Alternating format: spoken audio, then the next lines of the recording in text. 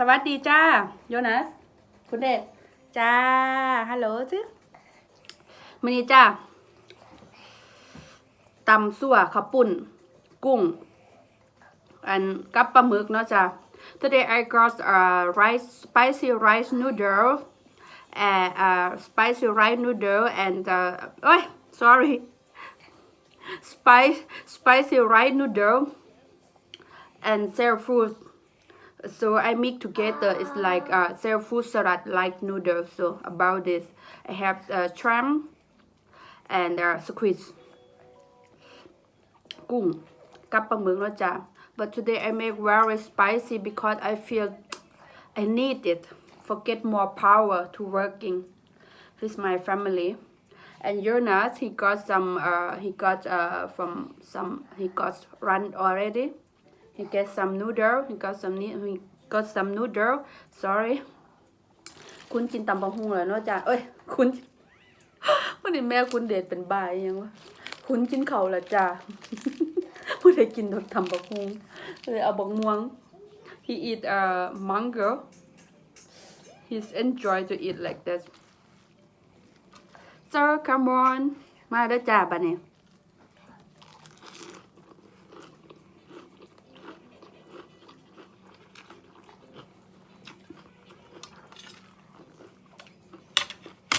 แม่คุณเดือดใส่เผ็ดจ้ะ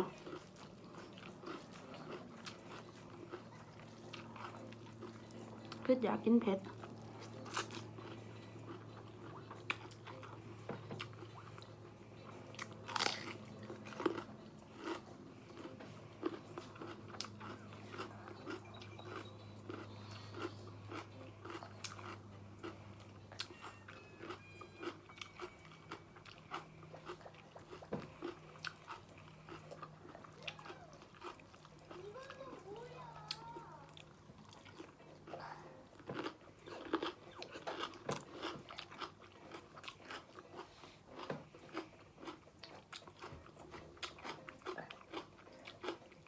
รสชาติก็ยังแบบ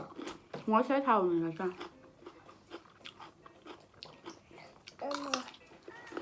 นั่นเลยหรอนั่งกันทำไม่เอาห้าจะแวะพี่เก่งยังนั่งอยู่เฉยๆเลยเก่งครับแก้วไม่เห็นหน่องเลยเป็นแก้วอะขวดน้ำคุ้นเด็ดขวดน้ำคุ้นเด็ดอยู่ในกระเป๋าสีฟ้าๆนั่นแหละหอยมัน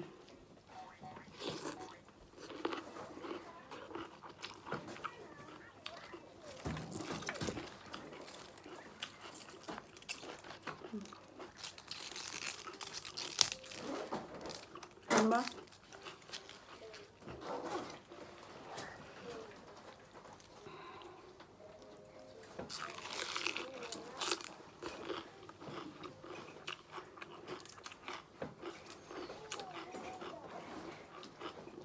เห็นบ้าง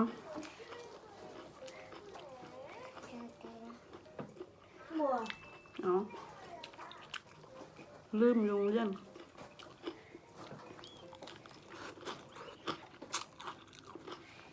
จริงจังในเรื่องของคุณย้อนไว้ในโลกบอกจริงเอาให้มันก่อนมันกินไปเอาแก้วสีสมมันอยู่ในห้องที่มันอันนี้มาอันที่คุณทันคุณมาเทให้น้องพลาสติกกันไหมล่ะอยู่ในห้องรับแขก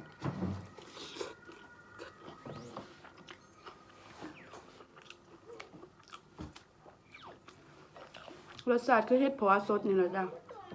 เฮ็ดเพาะอ่อนเนาะรสชาติเดียวกัน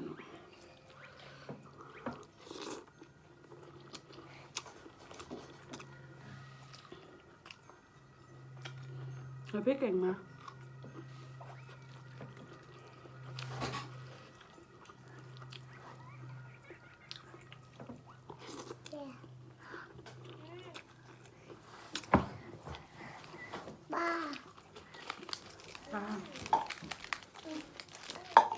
ครับเพื่อนนอนให้น้องมึงปลาเผ็ด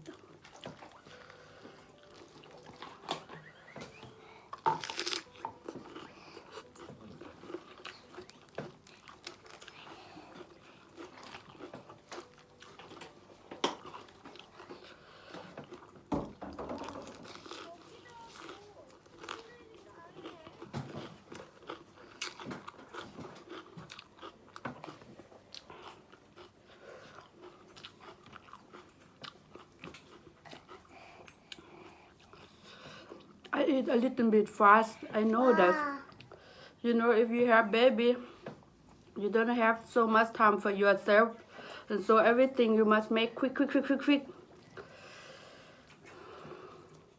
So that's smarter. ไม่ดูกันนะจ๊ะเขาหูตัวว่าเขากินเร็วแม่ลูกอ้วนฝ้าวกินฝ้าวแล้ว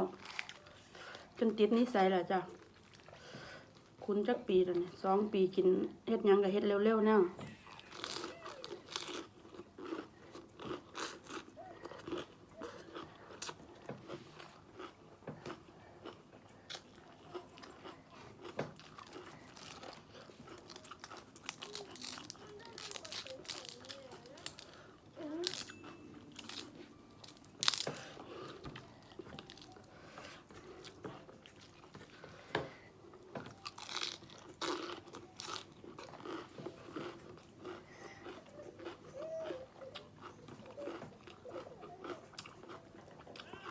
สด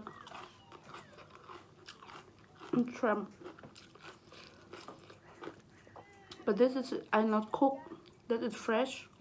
but this one is cooked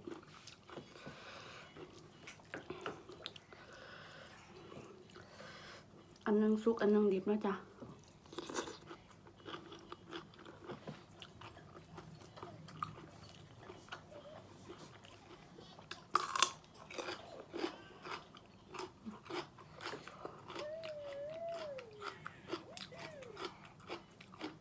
เขาเป็นแบบ cadential อีกอย่างนี้ล่ะ I don't know what is English name ภาษาอังกฤษขอบอกหัวมันนี่อย่าง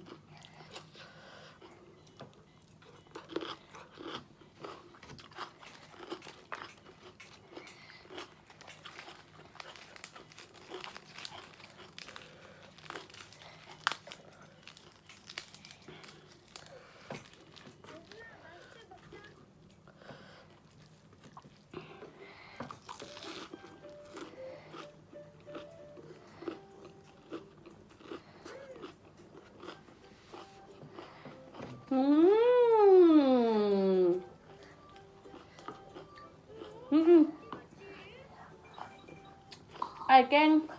เทออกจังหน่อยเนี่ยทำน้ำเร็วๆมันหลายโพดเอาน้ำไปเทออกจังหน่อยน้องเล่นทำท่ากินอีกแล้วปล่อยมันเข้าเดี๋ยวปล่อยคุณเข้าเดี๋ยวทำท่ากินจ้าน้ำแต่ว่าอยากเล่นพระเจ้าคอยท่านคุณจุนกระเบล You want praying water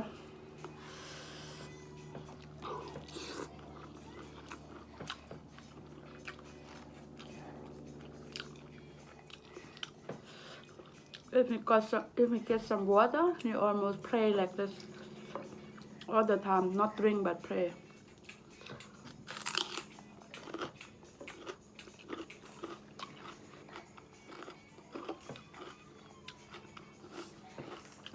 I putได้น้ำเครื่องซุปจ้ะพวกกินเล่น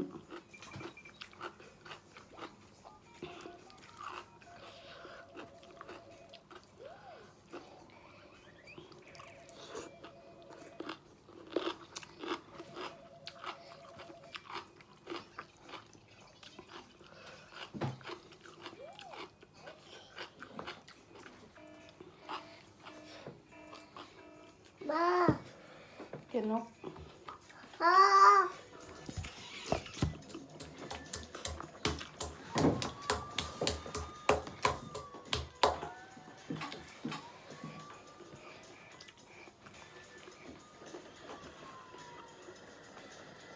สะอาด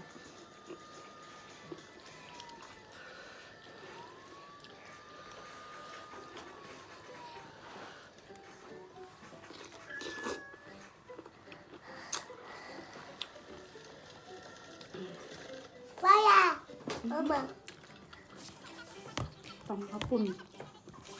ได้มันแซ่บพี่น้องถึงชื่อว่าตำ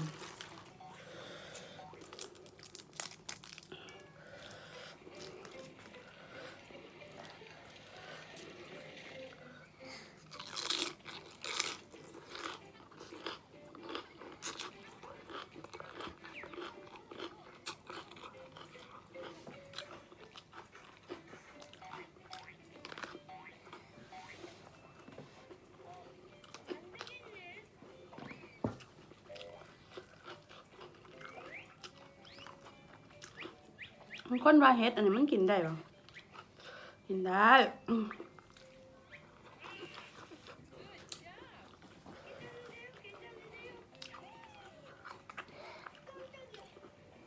Someone like me the peel can eat fresh like this I say yes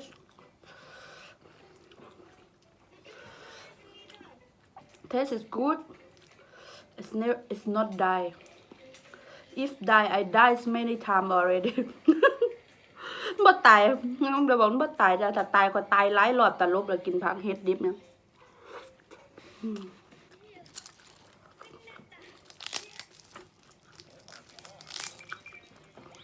เป็นมัน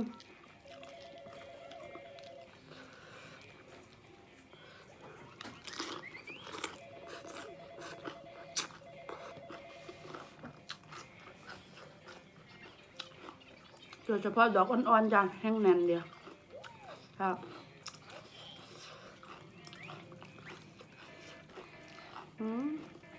กุ้งสด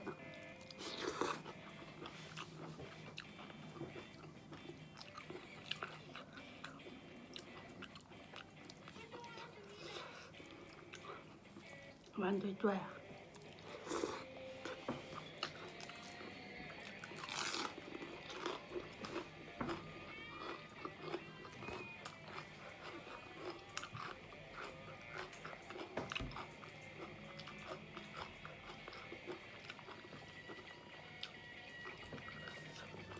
เป็นคนมากินเผ็ดจ้ะถ้าก็ไม่ได้กินว่าซุมือเซเว่นดอก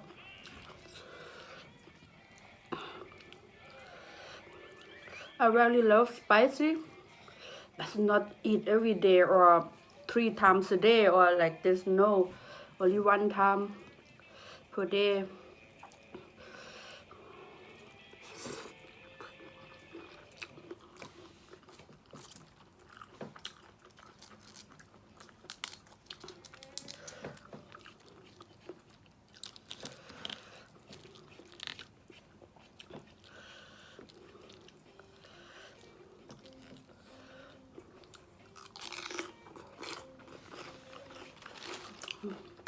ทักความจะได้แสบเลยจ้ะใช้สองนะ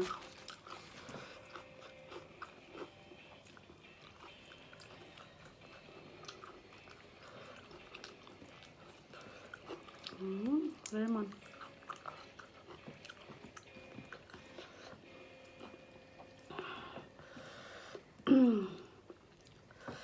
It's a quit now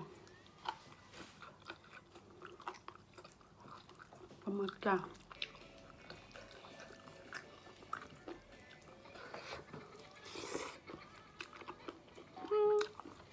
บีบเส้นหลายซอรอสมอีกขาจะคล้องอีกแล้วปึกเนาะ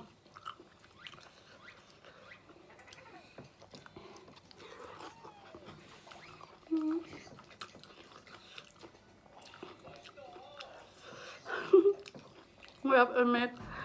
I put too much lemon now. Sour. My God.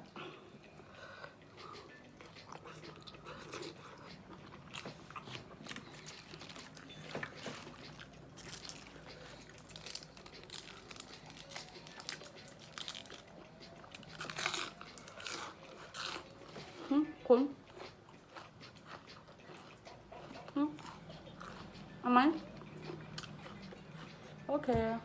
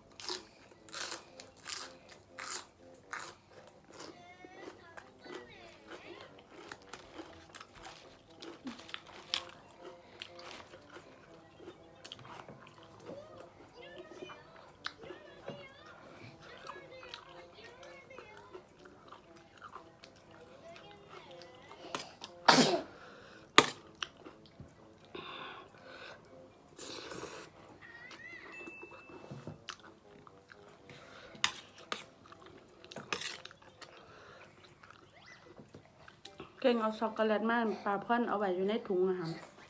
เว้ยเก่งช็อกโกแลตปลาพ่อนเอาไว้ในตู้ตอนลุมน่ะเอาไม่ปลาพ่อนนะ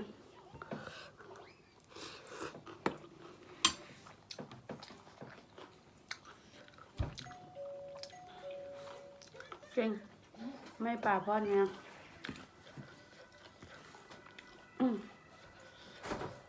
หำอยู่ในตู้เลยอ่ะเห็นปะ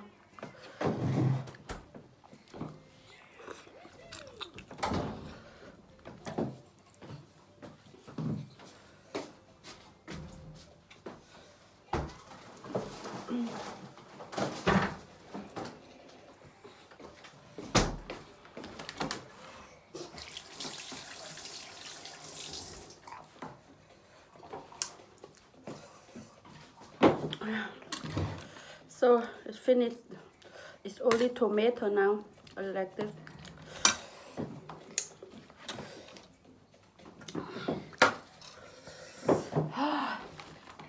One thing.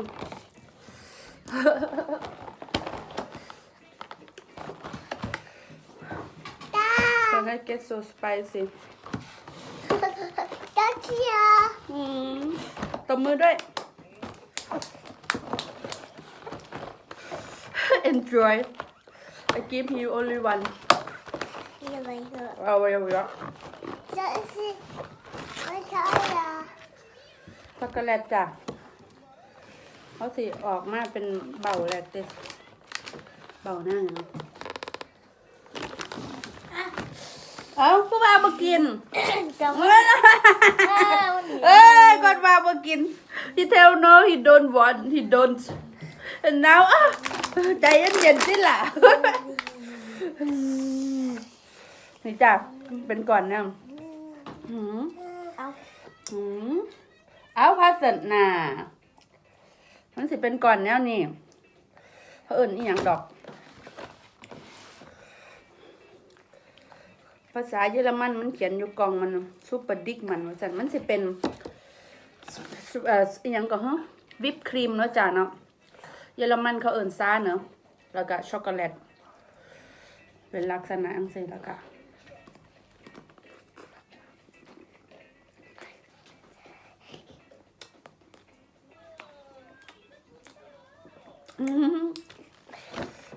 Okay, no, enough.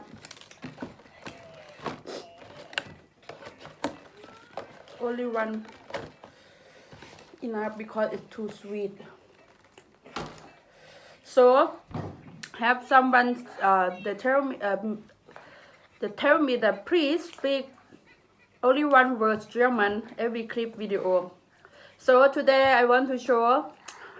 you how to speak I love you in German. I love you. Ich